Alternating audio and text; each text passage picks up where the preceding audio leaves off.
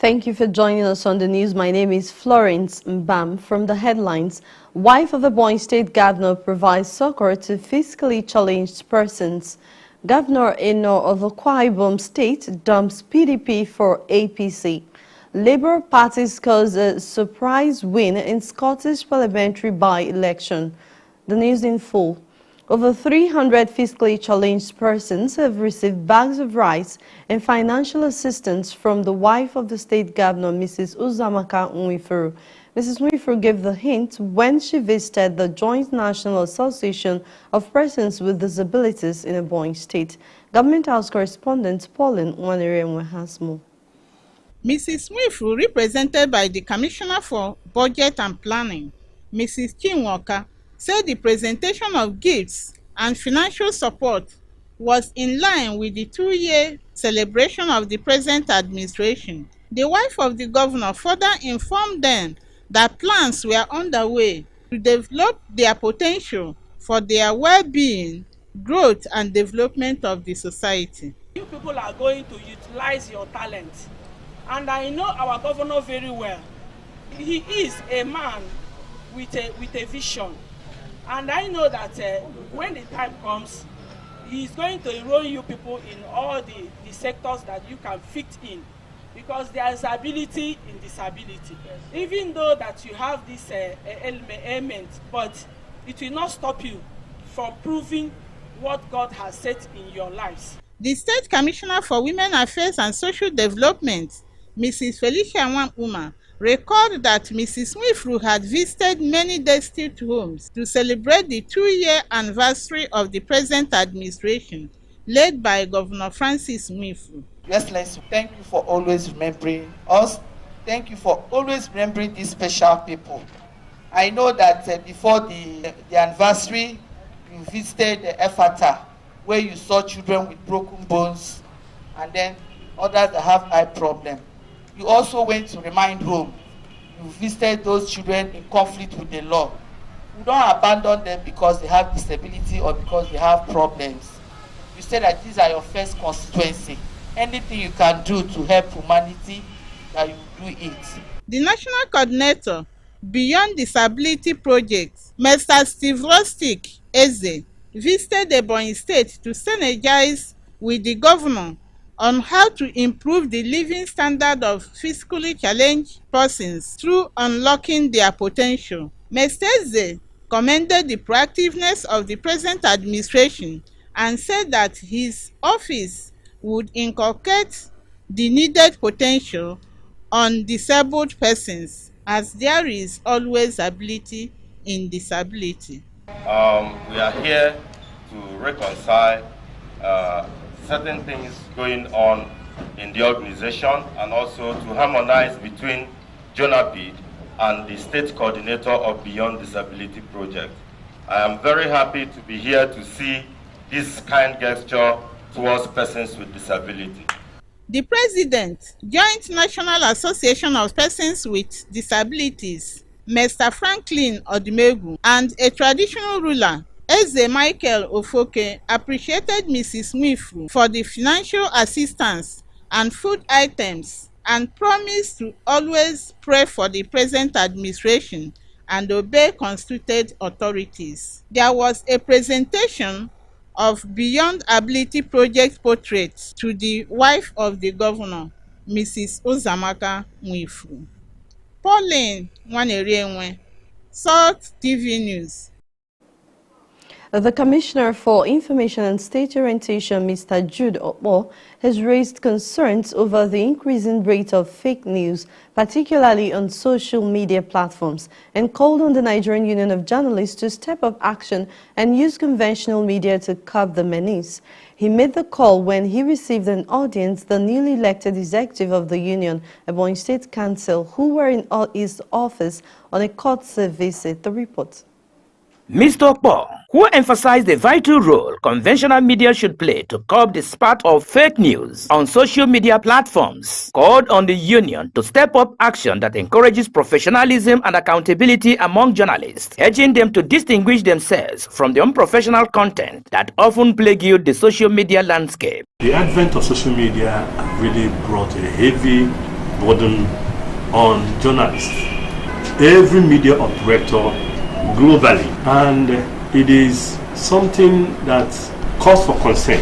Everybody is on a reporter from his or her home, and most time the reading public tend to believe that this is coming from the journalist. You have a duty to protect and defend the identity of Ebonyi State, because if we paint Ebonyi State black, everybody takes his or her own share of that particular identity. The commissioner commended the ongoing partnership between the union and the state government and encouraged the new executive to repeatedly remind their members of the importance of fact-checking to ensure objective and balanced reportage, emphasizing that it is paramount that the union project news positively, advancing the state's interests rather than indulging in sensationalism, and assured of the willingness of the ministry to provide the enabling environment for them to thrive. Press freedom has been at its climax under this administration, and the little way we can support media in the state through NUJ, we have not shied away from that responsibility. The only thing I want to appeal is this: government is not expecting anybody not to do his job. What we expect is that if there is need for you to confirm any story, authenticate it from the appropriate government offices and personnel before you go to the press. Make sure there is a balanced reportage. Make sure that as you're operating in Ebonyi here, you have a duty to project our place, our people in good lights. The chairman, Nigeria Union of Journalists, Ebonyi State Council, Mr. Samson Nwafo, said they were in the ministry not only to familiarize with the commissioner, but also to brainstorm on the best way to strengthen the partnership that exists between the state government and the union. He clarified that not all fake news on the social media platform should be attributed to journalists, arguing that social media content is inherently individualistic and should not be attributed to journalists, whose conventional media content are guided by professional ethics of gatekeeping, which ensures that its content are fact-checked for objective and balanced reportage. Mr. Nwafo, who praised Governor Nwifuru for fostering a robust relationship with the union, stated that constructive criticism would continue to play a crucial role in ensuring government accountability. However, stated that any member who deviated from these journalistic principles would face appropriate sanctions. In every democratic climate like ours, it is good to put government on their toes so that they will know what they should do at every point in time. It also shows that the citizens are participating in the governance of the states. But the wrong trajectory which we have discovered over time is where people, because of the advent of social media, people now wake up to give all manner of information without fact-checking themselves, and also not even interested in reaching out to those people who are managers of government. The Secretary of the Union, Mrs. Chinaza John, commended Commissioner Okpo for his effective management of information in the state, assured of the Union's commitment to constructively criticize the administration while also promoting its policies and programs to the public. Asondo Nguta, Salt TV News. In commemoration of World Environment Day, members of the Neighborhood Environment Watch Foundation made the day memorable by planting economic trees at Ogada village in Abakaliki local government area as a way of mitigating effects of climate change. The gesture was demonstrated freely by the organization as a way of ensuring a safe and healthy environment. The report.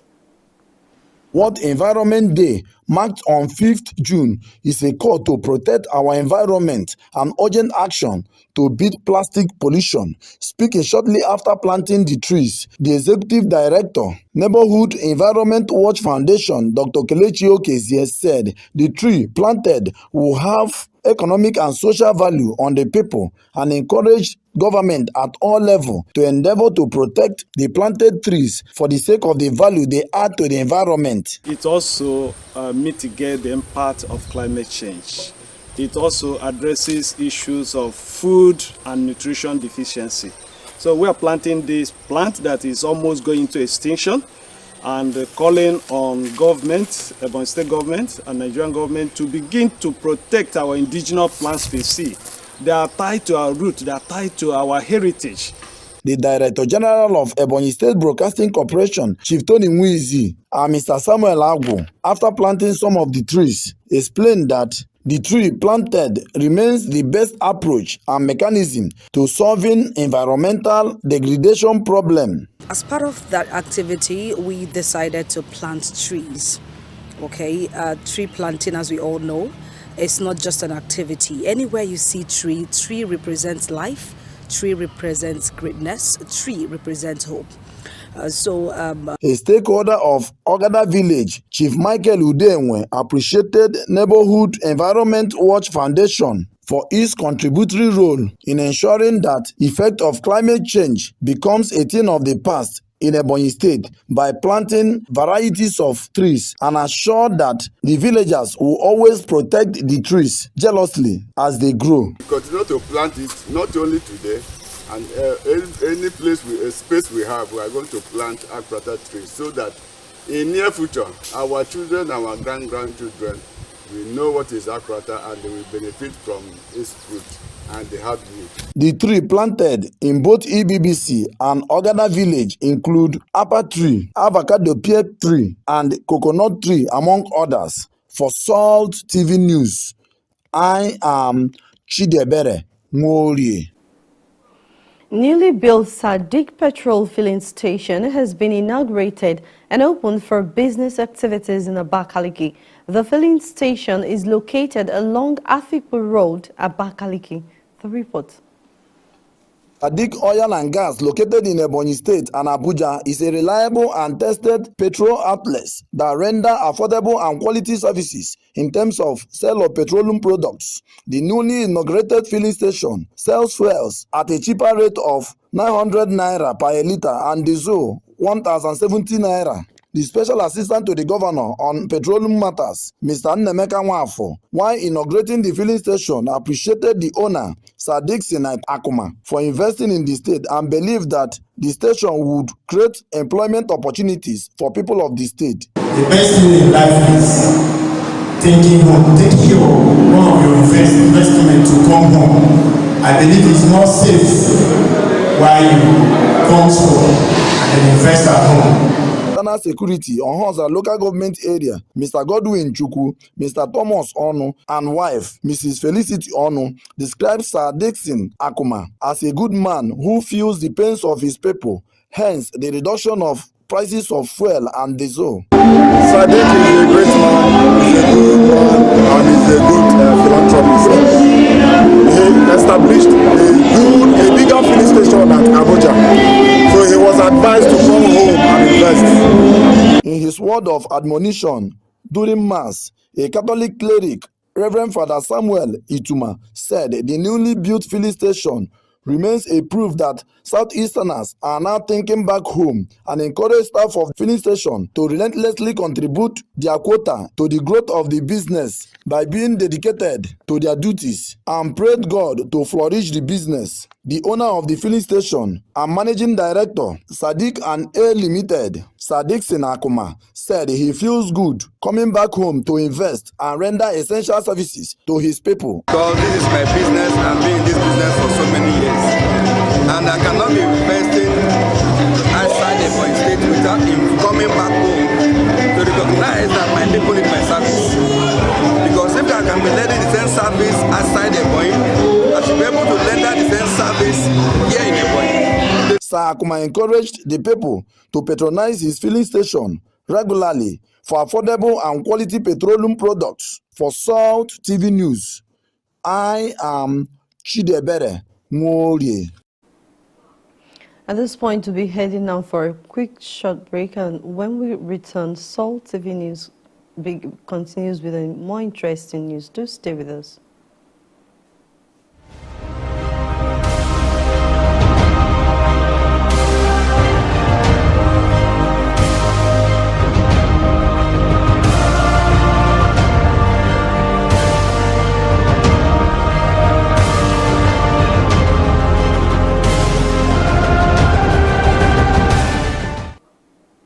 Glad to know you're still there. From Anambra State, some yet to be identified assailants have attacked the office of vigilante operatives in Umunze community of Orumba South local government area of Anambra State. The attack, which was carried out in the early hours of Thursday, saw the hoodlums setting 5 operational vehicles and some parts of the building housing the security operatives ablaze. The details. An eyewitness around the scene said the hoodlums invaded the premises, shooting indiscriminately. The matter got escalated when the security operatives, in an attempt to resist the gunmen during the gun duel, recorded a fatal injury on one of the security operatives. The spokesman for the Anambra State Police Command, SP Tochukwu Ikenga, confirmed the development and said the police-led joint security force had taken over the scene. Ikenga said the police seek the collaborative efforts of the local communities on the ongoing onslaught operations in the area to ensure that those responsible for the attack are held accountable. From Akwa Ibom, Governor Umo of Akwa Ibom State has dumped the People's Democratic Party (PDP) and joined the All Progressive Congress. The governor announced this at a press conference in Uyo, the state's capital, on Friday. The details.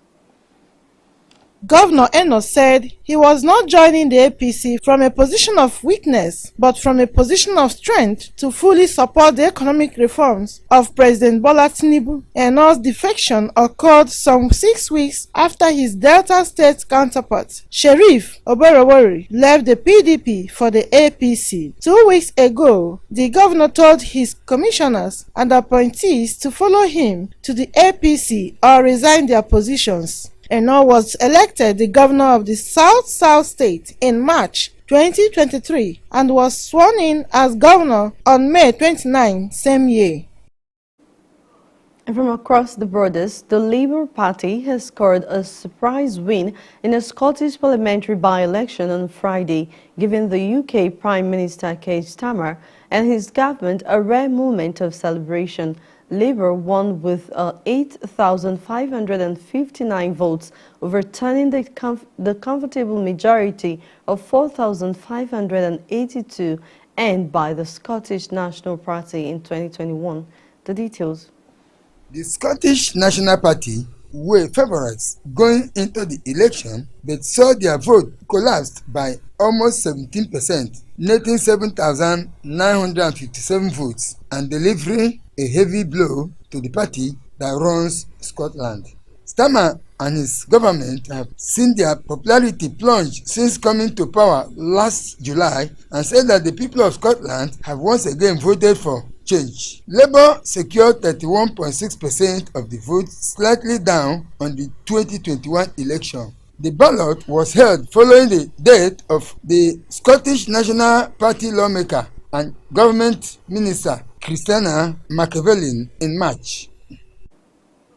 Guatemalan authorities says on Thursday that they were evacuating more than 500 people after Central America's most active volcano spewed gas and ash. Residents were moved to shelters from communities near the Fuego volcano, located 35 kilometers from the capital, Guatemala City.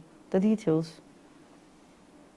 The government suspended local school activities and closed a road linking the south of the country to the colonial city of Antigua. A UNESCO World Heritage Site Disaster Coordination Agency, CORED, reported that there have been several mass evacuations in recent years because Fuego erupted. In 2018, 2,015 people were killed and a similar number left missing when rivers of lava poured down the volcano's slopes, devastating a village.